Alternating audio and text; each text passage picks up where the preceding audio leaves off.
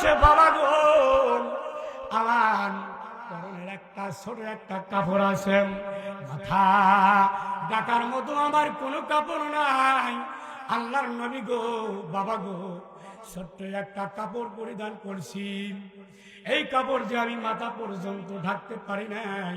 নবী আমার বাহির থেকে পাগড়িটা খুলে দিলেন। পয়গম্বরের কলিজার টুকরা ফাতেমা কি করলেন, ওই পাগড়ি নিয়ে মাথা খানা পর্দা করলেন, ঢাকলেন। ঢাকার পরে ভিতরে নবী আমার গেলেন।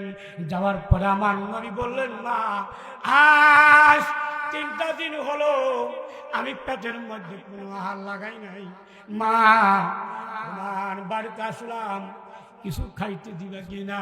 মুসলমান বন্ধুরে ফাতেমা চোখের পানি ছেড়ে দিয়া বলে নবী আমি ফাতেমার কলিজায় দেখেন পাথর বাঁধা আছে, বাবা গো আমি ফাতেমা আজ 3 দিন যাবত হলো কোনো খাবার খাই নাই।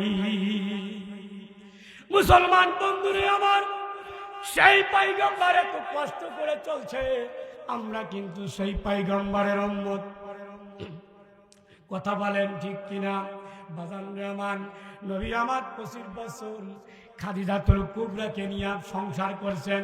কয় বছর? 25 বছর সংসার করেছেন। এই নবীর ফ্যামিলিতে কোনোদিন ঝগড়া লাগে নাই, প্রতিদিন লড়াই লাগে নাই, কোনোদিন খাই খাই লাগে নাই।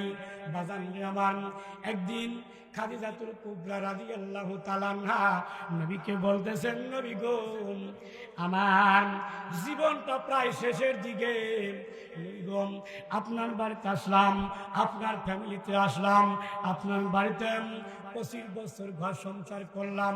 ইয়া রাসূলুল্লাহ ইয়া হাবিবাল্লাহ হুজুর এই 25 বছরের মধ্যে সংসারের ভিতরে যদি কোন রকমের অন্যায় করে থাকি নবী গো আমার একটু মাফ করে দিয়েন।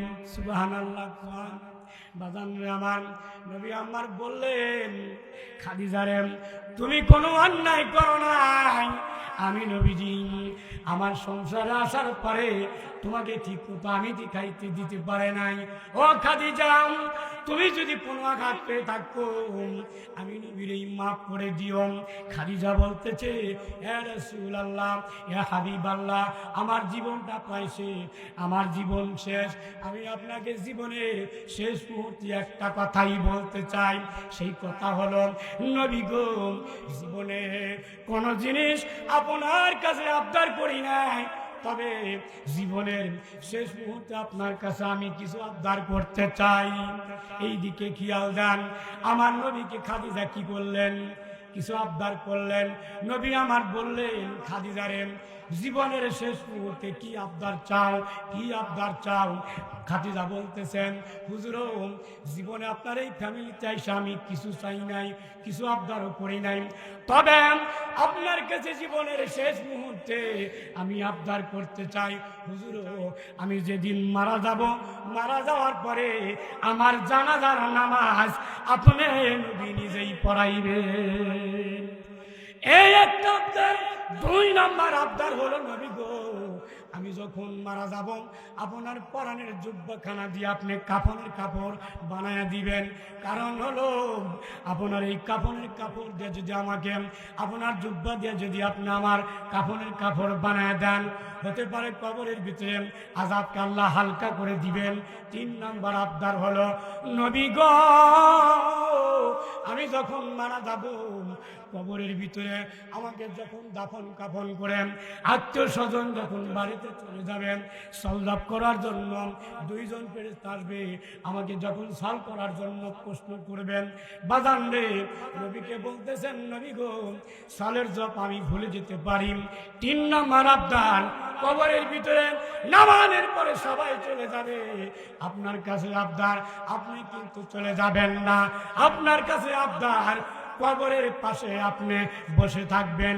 কারণ হলো সবাই চলে যাবেন কবরে নামানোর পরে ওই কবরের ভিতরে যখন সলদাব শুরু হয়ে যাবেন আমি হয়তো প্রশ্নের জবাব নাও দিতে পারি, তবে আপনার কাছে বলতে চাই কবরের পাশে দাঁড়ায়া দাঁড়ায়া আপনি পয়গম্বর আমার জবাবটা আপনি দিয়া দিবেন লা ইলাহা ইল্লাল্লাহ, জোরে লা ইলাহা।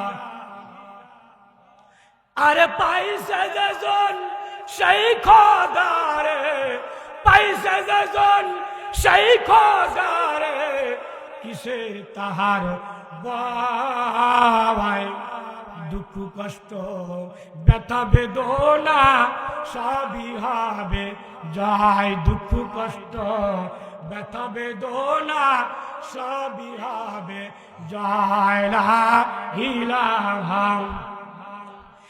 আরে আল্লাহকে ডাকে যারা, আল্লাহকে ডাকে যারা, রূহ তারা মরে না। মাটির কবরে যায়া দেখো ভাই, মাটি তারে ধরে না, লা ইলাহা ইলাহা ইল্লাল্লাহু মুহাম্মাদুর রাসূলুল্লাহ।